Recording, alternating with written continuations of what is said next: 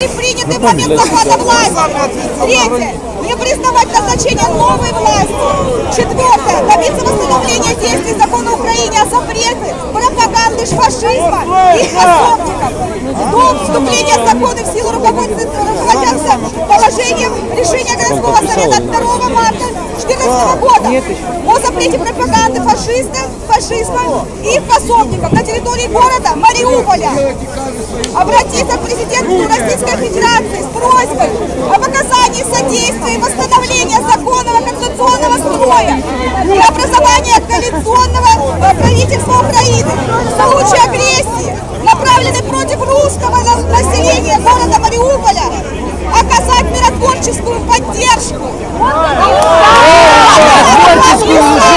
А когда случай это будет? Когда уже будет? А случай? А когда случай будет? Надо писать случай.